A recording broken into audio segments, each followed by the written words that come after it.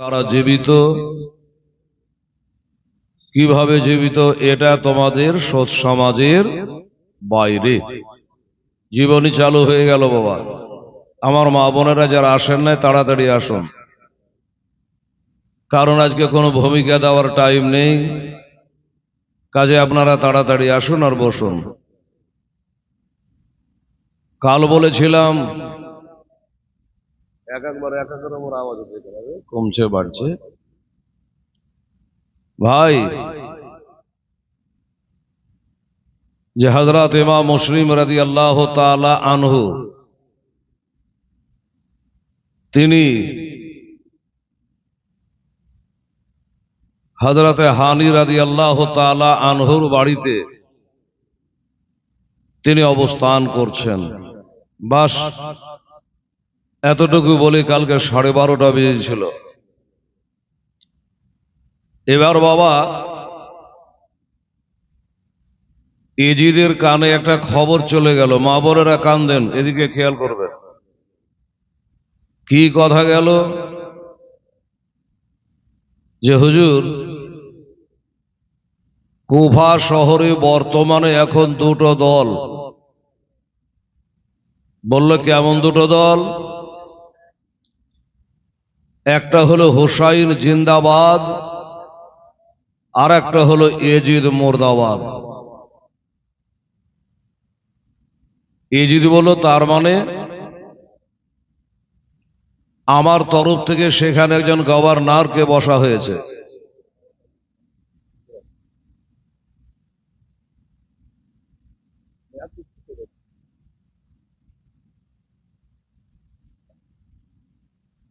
তো আমার যে গভর্নর ওখানে নোমান বিন বাশিরকে রাখা হয়েছে,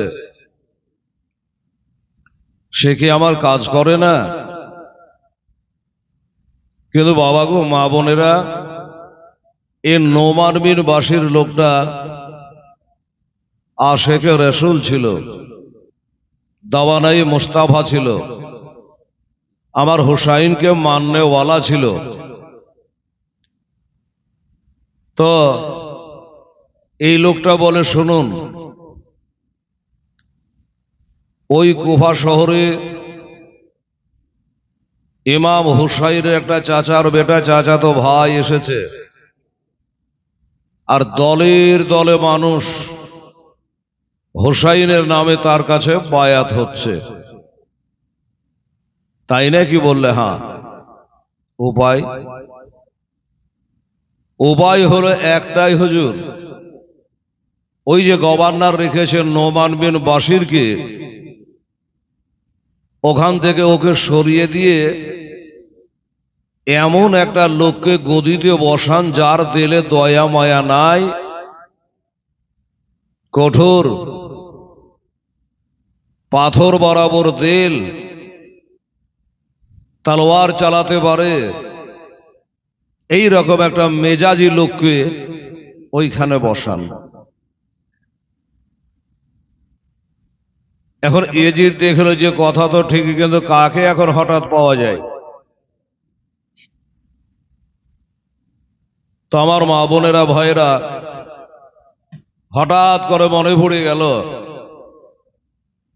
পাশের শহর বসরা। ওই বসরার শহরে একটা লোক আছে, তার নাম হলো ওবায়দুল্লাহ, এর বাপের নাম জিয়াদ। তো এই ইবনে জিয়াদকে যদি ওইখানে ফিট করা যায়, তাহলে সবকে কাবু করে দেবে। হুসাইনের মাননেওয়ালা একটাও থাকবে না, সব আপনার নামে বায়াত হবে। এ বাবা, আমার মা বোনেরা শুনুন, এবার এজিদ একটা চিঠি লিখল রে বাবা। ওই সে বসরা শহরে ইবনে জিয়াদের কাছে, বলে ইবনে জিয়াদ, এই বসরা শহরটাও আমি তোরাকে দিয়েছি, এবার আরো একটা শহর তোরাকে আমি কুফা শহর দিয়ে দিলাম। যত তাড়াতাড়ি করে পারো ওই কুফা শহরে গিয়ে তুমি ওই নুমান বিন বাশিরকে চেয়ার থেকে নামিয়ে দিয়ে এবার তুমি সেখানকার চেয়ারম্যান হয়ে যাও, গভর্নর হয়ে যাও। এটাই হলো তোমার দায়িত্ব। আর একটা কথা বলে কান করে শোনো, ওইখানে যাওয়ার পরে গদিতে বসার পরে একটাই তোমার কাম হবে, সেটা হলো এই ইমাম হোসাইনের চাচার ছেলে, চাচাতো ভাই ইমাম মুসলিম নাকি এই শহরে ঢুকেছে। হাজার হাজার লোক, কম বেশি 40,000 লোককে বায়াত করে নিয়েছে। এই লোকগুলাকে তোমাকে ঘোরাতে হবে, আর যেইভাবে হোক ইমাম মুসলিমকে খুঁজে বার করতে হবে। বার করে আমার নামে তাকে বায়াত করতে হবে। যদি বায়াত হয় তো ভালো, ইমাম মুসলিম যদি অস্বীকার করে দেয় আমি বায়াত হব না, তাহলে তার শিরচ্ছেদ করে দাও, তাকে কতল করে দাও। ইবনে জিয়াদ কে বাবা এই শিখিয়ে পড়িয়ে পাঠিয়ে দেওয়া হলো। ইবনে জিয়াদ তার ভাই আছে, একটা নাম হলো তার ওসমান। যে ওসমানের এই এজিদের তরফ থেকে চিঠি এসেছে, এই শহরটা তো আমরাকে দিয়েছে এজিদ, আবার আর একটা শহর আমরাকে দিল, সেটার নাম হলো কুফা শহর। তো ভাই আমি খুব তাড়াহুড়া করে একটু কুফা শহরে চলে গেলাম। আমি যতদিন না আসি এই শহরটা একটু তুই দেখভাল করে চালাবি। বলে ঠিক আছে। এবার কিছু লোকজনের সাথে করে কুফা শহরে বাবা চলে এলো। আর ওই যে নুমান বিন বাশির একটা জান্নাতি লোক, ভালো মানুষ, তাকে এসে বলা হলো আজ থেকে তুমি বাতিল, এখানকার গভর্নর আমি হয়ে গেলাম, আর তোমাকে বাতিল করা হলো এজিদের তরফ থেকে। উনি বলে ভাই রে, আমি বা কি অপরাধ করেছি, কি অন্যায় করেছি? চিঠি নাই, পত্র নাই, খবর নাই, আর হঠাৎ করে আমাকে এই চাকরি থেকে কেন বাতিল করা হলো? গভর্নর থেকে আমাকে বাতিল কেন করা হলো? ইবনে জিয়াদ বলে তুমি এখনো তাক পাও নাই, এখনো বসতে পারো নাই,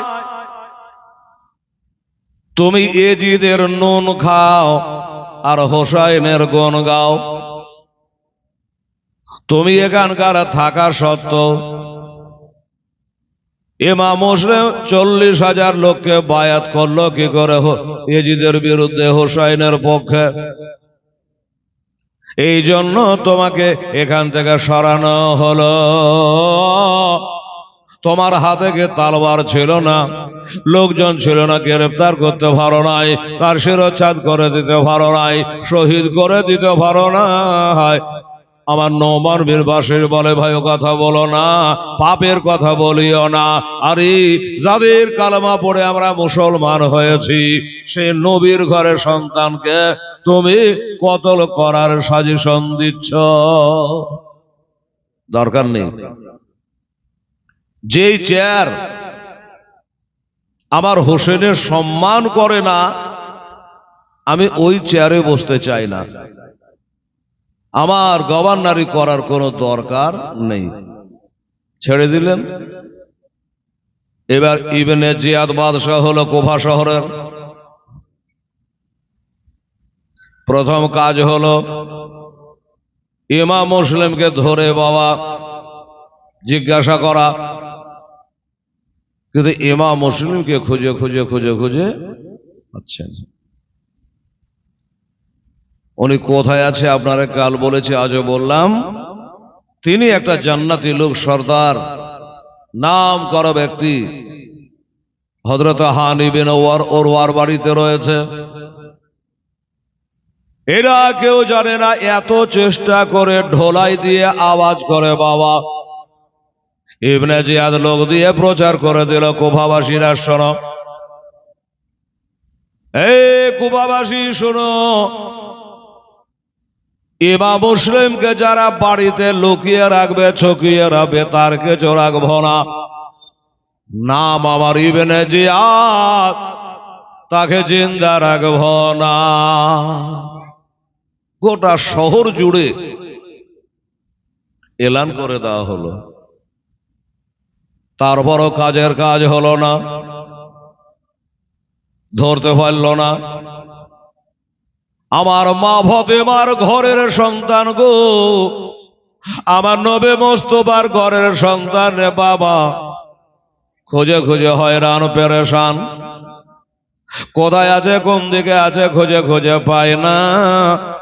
ইবনে জিয়াদ মহা চিন্তায় পড়ে গেল, কি করা যায়। এত ডর দেখি, এত ভয় দেখি, এত কিছু বলেও ওই ইমাম মুসলিমের নাগাল পাওয়া গেল না।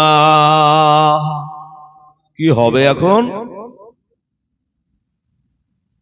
বসে আছে একটা নওজোয়ান ছেলে, এর বাড়ি হলো মুলকে শাম। ওই জোয়ান ছেলেটা বাবা চলে আসছে।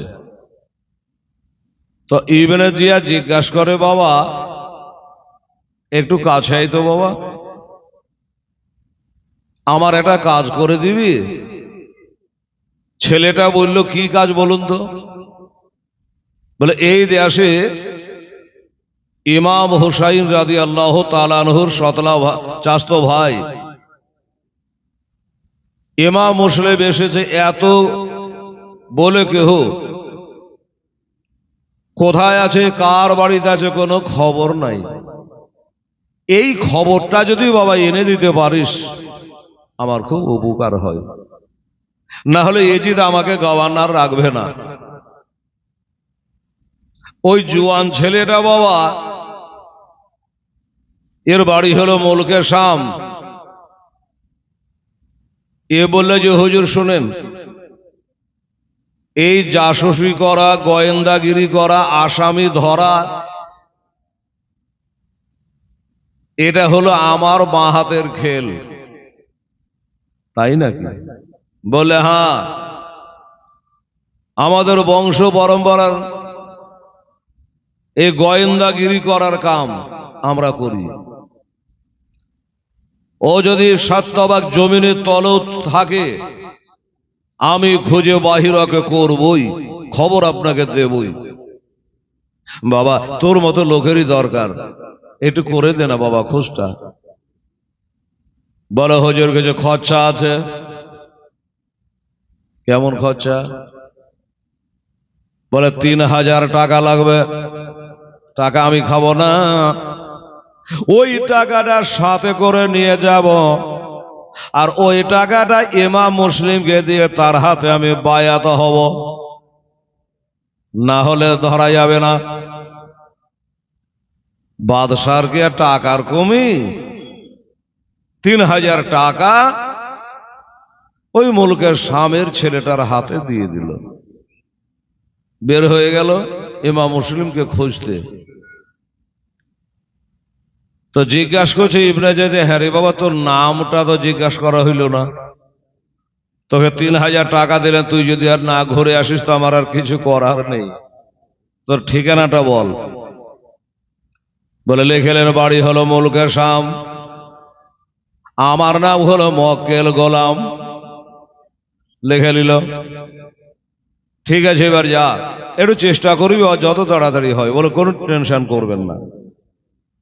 এই টাকা 3000 টাকা নিয়ে ইমাম মুসলিমকে খোঁজার জন্য বের হয়ে গেল। এখানে ওখানে, দোকানে মাকানে, সব জায়গায় খোঁজে শেষ করে দিল বাবা, সেও পাইল না। আছে তো আছে কোথায়? আপনারা কে বলেছে উনি হযরতে হানি রাদিয়াল্লাহু তাআলা আনহুর বাড়িতে আছে, কিন্তু বাবারে এই খবরটা কেউ জানে না। এইভাবে খুঁজে বেড়াই।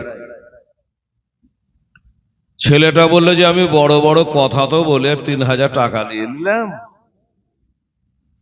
যদি খুঁজে দিতে না পারি, ঠিকানা দিতে না পারি, তাহলে আমারও জান যাবে। কি করা যায়? খুব টেনশনে পড়ে গেছে।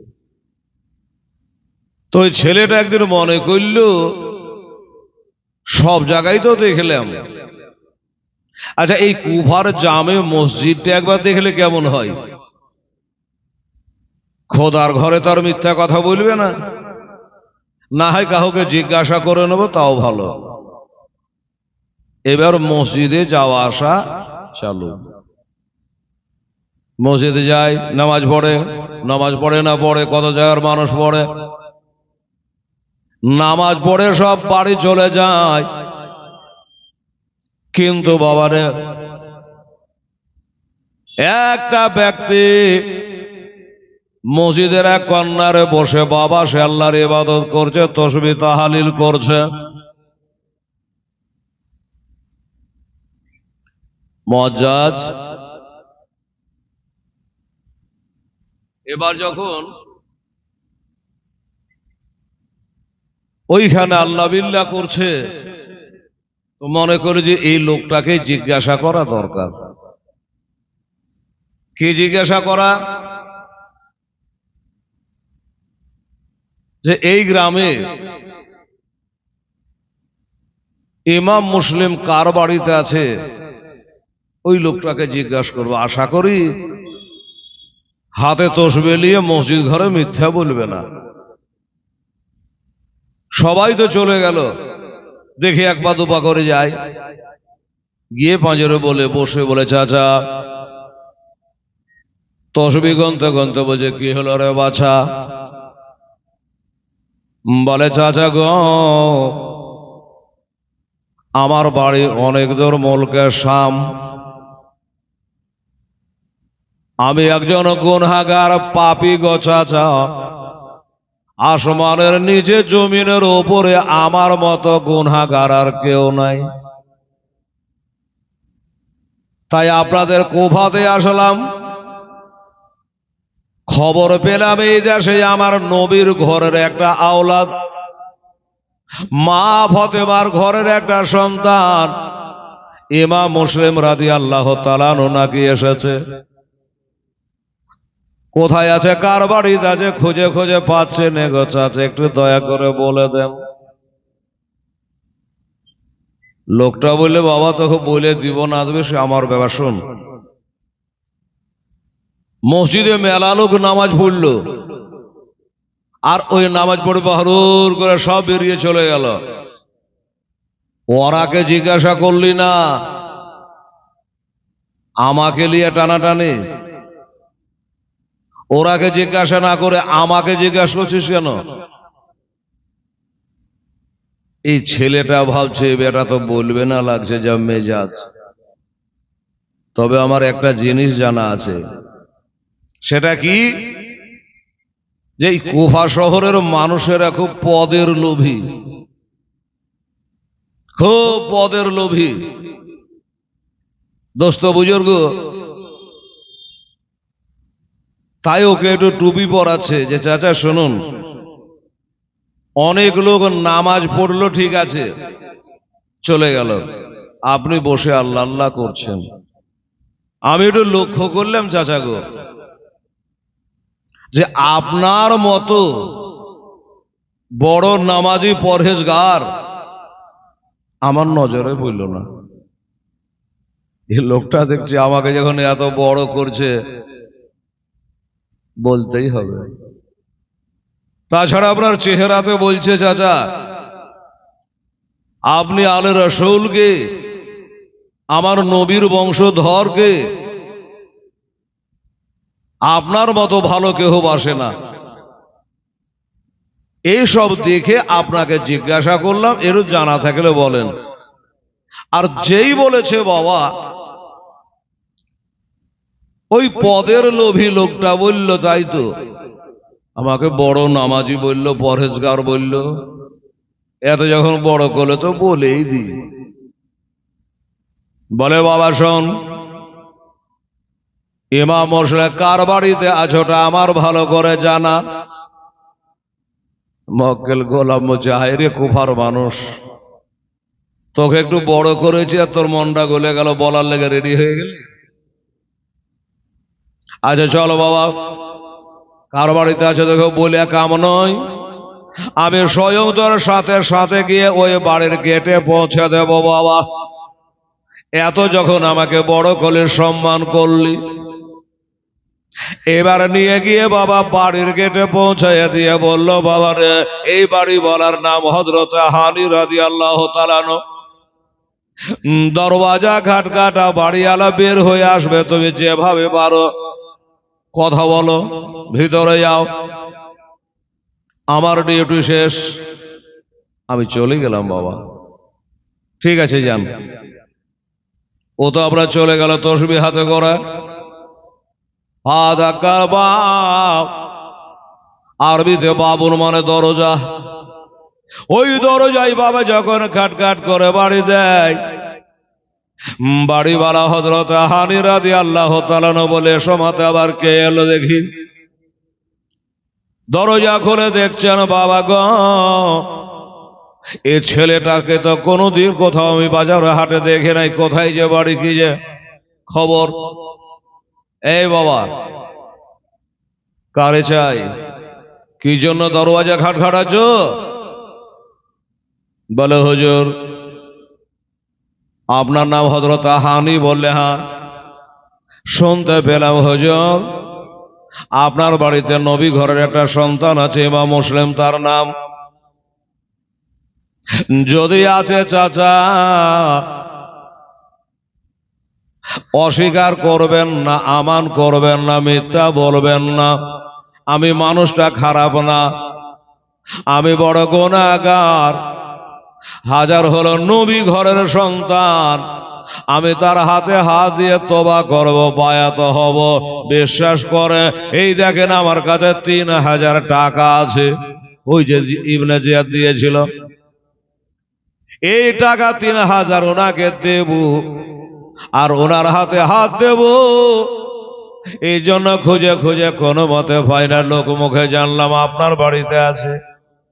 আচ্ছা বলুন তো, এবার অবিশ্বাস কি করে করা যায়?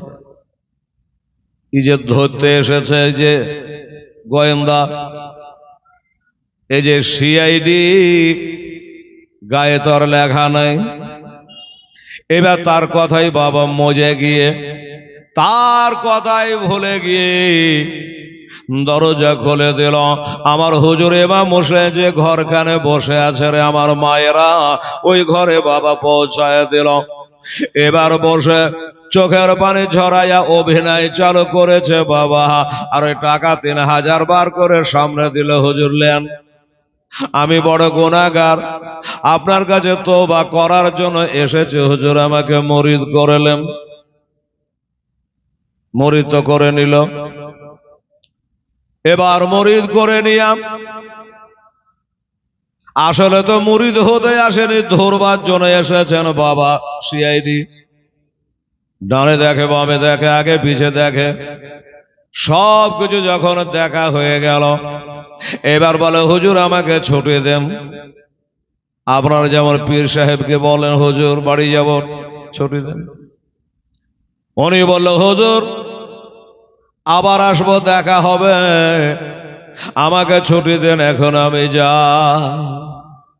আচ্ছা ঠিক আছে বাবা, যা, আবার এসো। মনে মনে বলছে আর আসবো, আমার কাজ তো হয়ে গেছে। বাড়ি এলাকা চিনে নিলাম, নাম জেনে নিলাম, তুমি কোন ঘরে আছো তাও দেখে নিলাম। এই বদমাস ছেলেটা বাবা ইবনে জিয়াদের কাছে গিয়ে বলে দিল, হুজুর গো, ও বাদশাহ নামদার শুনুন, আমি যেমন বলেছি তেমনি কাজ করেছি। ওই ইমাম হোসেন এ দেশের মধ্যে আছে একটা বাড়িতে, যেই বাড়িওয়ালার নাম হযরত হানি রাদিয়াল্লাহু তাআলা আনহু। আমি নিজের চোখে তার বাড়িতে মোলাকাত করে আসলাম।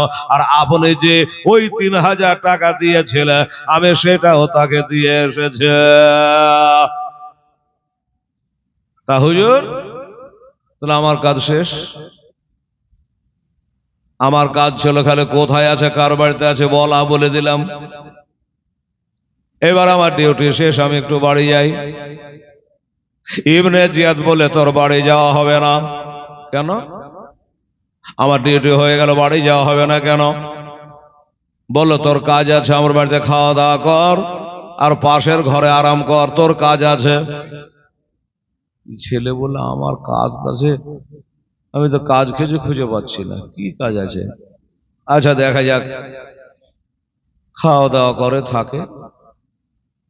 কিন্তু যেই বাড়িতে ইমাম মুসলিম আছে বাবা, ওই হানি রাদিয়াল্লাহু তাআলা আনহু, ওই হানির সঙ্গে কিন্তু আগের রিশতা ইবনে জিয়াদের ছিল, জানতো। তো বলি যে আমার তো পুরাতন বন্ধু, জানাশোনা লোক, নিশ্চয়ই আমার ক্ষতি করবে না। হানিকে ডেকে পাঠালো। ইবনে জিয়াদ, একটা বাদশাহ ডাকলে যেতেই হবে। গেলেন। তুমি সে? হানি বলে, হ্যাঁ। আচ্ছা একটা কথা তোমাকে জিজ্ঞাসা করি। বলে, কি কথা? বলে, এই কুফা শহরের আমি যে হাকিম হয়েছে, গভর্নর হয়েছে, তুমি জানো? বলে, জানি। আমি যে এলান করেছি, ইমাম মুসলিমকে যারা লুকিয়ে রাখবে, ছপিয়ে রাখবে, বাড়িতে রাখবে, আমি তার বাড়ি ঘর তা কিছু রাখবো না, তাকে জিন্দা রাখবো না। তুমি শুনেছো? বলে, শুনেছি। শুনেছো? এগুলো শুনেছো? বলে, হ্যাঁ। এগুলা শোনার পরে, জানার পরে, তোমার বাড়িতে ওই ইমাম মুসলিম লুকিয়ে আছে, তার মানে কি? তোমার বাড়িতে কেন ইমাম মুসলিম আছে, জবাব দাও। হানি বলছে, ব্যাপার কি? আমার বাড়িতে আছে, আমি জানি, আমার খোদা জানে, বাকি লোক কেউ জানে না। ই জানলো কি করে? না আমাকে হাবকি মেরে চালাকি করে আমার পেটের কথা লিখছে, তা জানি না। আমি সহজে রাজি হব না, আমি স্বীকার করব না যে আমার বাড়িতে আছে। তো হযরত হানি বলছে, এ বাদশাহ নামদার শুনুন, আমার বাড়িতে ইমাম মুসলিম আছে, আপনার কাছে কোনো প্রমাণ? কার মুখে শুনেছেন? কে বলেছে? প্রমাণ আছে আপনার কাছে? প্রমাণ লিবি? বলে, হ্যাঁ। ওই যে গোলামটাকে বাবা পাশের ঘরে রাখা হয়েছে, ওকে ডাকলো, এ মক্কেল এদিকে আয়। হানি বলছে, মক্কেল আবার কে রে বাবা? চলে আসলো। ইবনে জিয়াদ বলছে, দেখো, কালকে দুপুর বেলা এই লোকটা তোমার গেটে গেছিল, তুমি দরজা খুলে দিয়েছিলা? তোমার বাড়ি গেছিল?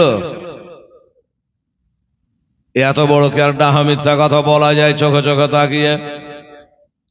একেই তো কালকে দরজা খুলে দিয়েছিলাম। হুজুর যেই ঘরে আছে সেই ঘরে তাকে ঢুকিয়েছিলাম।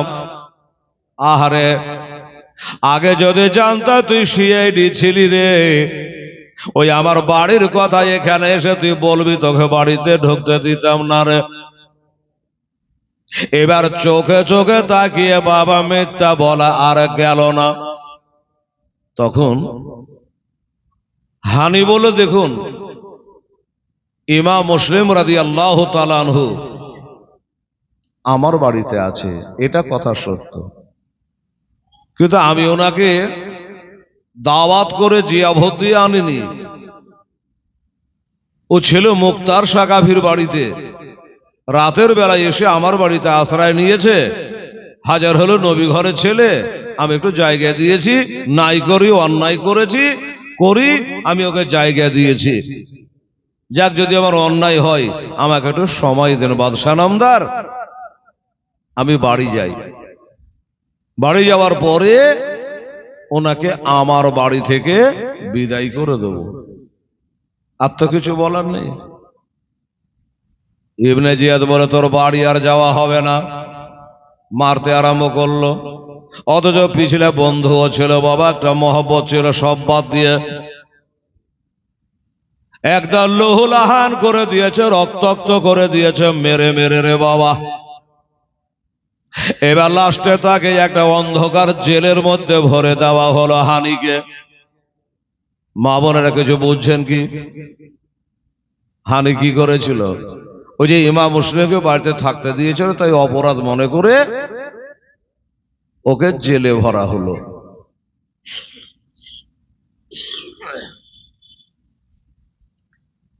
জেলে ভরে তালা মেরে দেওয়া হলো। তা হানি জিজ্ঞাসা করছে, ভাই শোনো, আমাকে জেলে ভরা হলো, এটাই 1 বছরের জন্য না 2 বছর না 2 মাস কি 6 মাস, কতদিনের জন্য একটু জানতে পারি কি? বলে হ্যাঁ পারো। তোমার জেলের তালা আজ খুলবে না, কাল খুলবে না, কবে খুলবে জানো? কবে খুলবে? বলল, তুমি যে ইমাম মুসলিমকে বাড়িতে জায়গা দিয়েছো, একে যতক্ষণ পর্যন্ত শহীদ করতে না পারি তোমার জেলের তালা খুলবে না। ওই জেলখানায় বাবা পড়ে পড়ে কাঁদছে। এদিকে গোটা শহরের ভিতরে একটা মিথ্যা কথা রটে গেছে, কি জানেন? যে ইবনে জিয়াদ ওই হানিকে নাকি কতল করে ফেলেছে।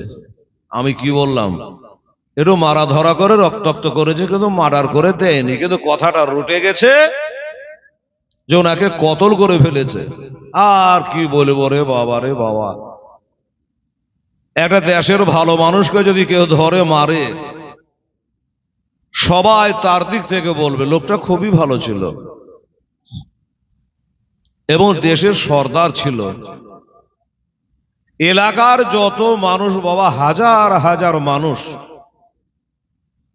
মিছিল বাহির করল, চল ইবনে জিয়াদের রাজধানী ঘেরাও করব। আমাদের দেশের একটা পরহেজগার ব্যক্তি, গণ্যমান্য ব্যক্তি, নাম করা ব্যক্তি, তাকে কতল করলো কেন, আর জবাব আমরাকে দিতে হবে, না হলে ইবনে জিয়াদ তোকে গদি ছাড়তে হবে। হাজার হাজার লোক মিছিলে চলে গেল। ইবনে জিয়াদ বললে তো বড় মুশকিলে পড়ল রে বাবা, এত লোক, সবারই একটাই বল আমরাকে জবাব দিতে হবে, দিতে হবে করে। তার উজিরকে বলে, এই শোন, এরা মিছিলে কি বলছে শোন তো ভালো করে, কান দিয়ে, কি দিতে হবে বলছে। উজির কান দিয়ে শুনে বললে, হুজুর ওরা যা চাইছে আপনার দিতে পারবেন আপনি। কি বলছে? ওরা বলছে আপনি নাকি ওই হানিকে কতল করে ফেলেছেন, তার জবাব চাইছে, কিন্তু আপনি তো কতল করেননি, জেলে ভরে রেখেছেন। আচ্ছা, এই জবাব চাইছে বলে, হ্যাঁ ঠিক আছে আসতে দাও।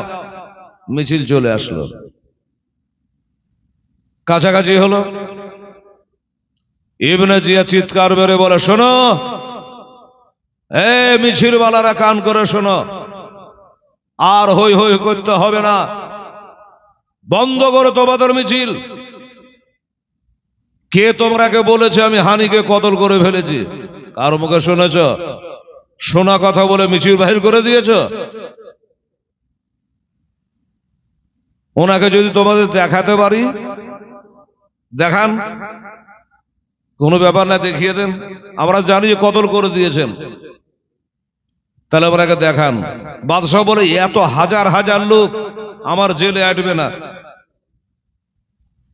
আরে হাজার হাজার লোককে দেখাতে পারবো না। শোন, তোমাদের মধ্যে যারা নেতা, মাথা, মেম্বার, প্রধান, মোড়ল, সর্দার আছে, এই গোছের 10টা লোক আসো, ওরা দেখে যাবে আর তোমরা কেউ বলে দেবে তোমাদের দেখা হয়ে গেল।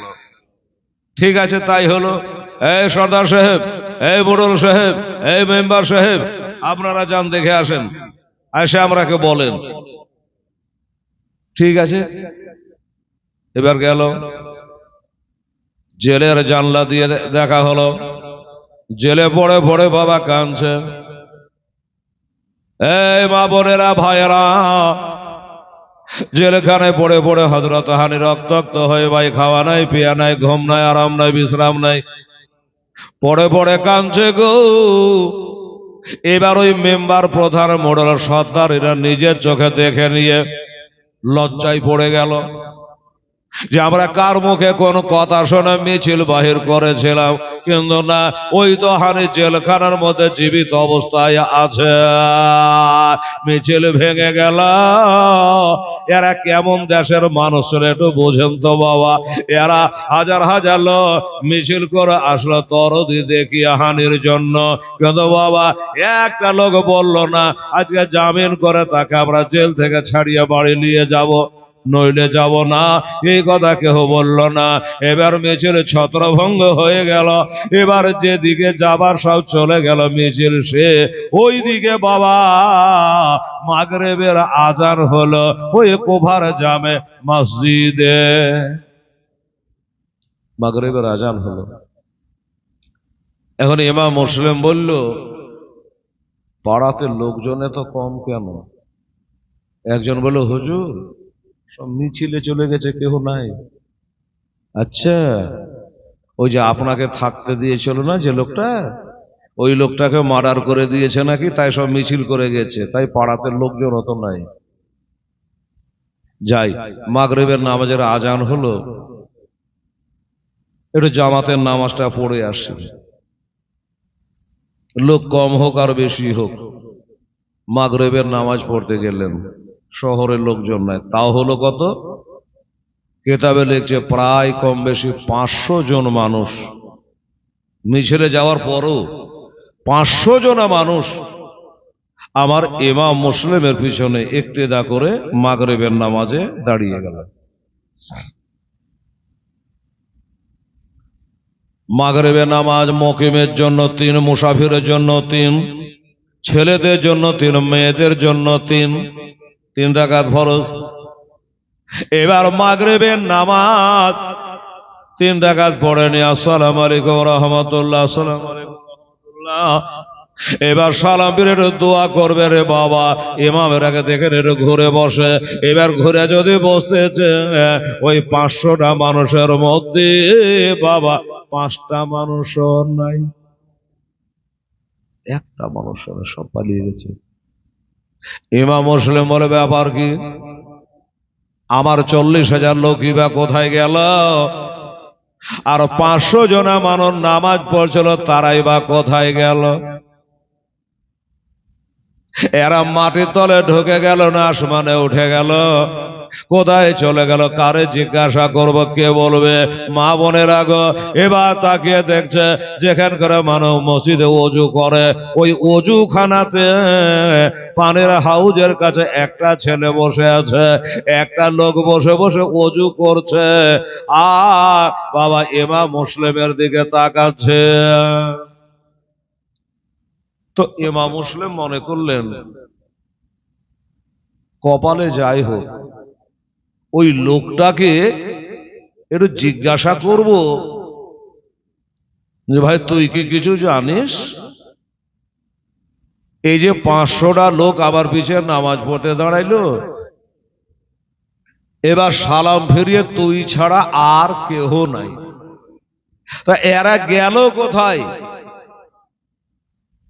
ছেলেটা বলছে, হুজুর আপনি যখন কেরাত করেন, নামাজ পড়েন, রাস্তা দিয়ে একজন এলান করছিল আর বলছিল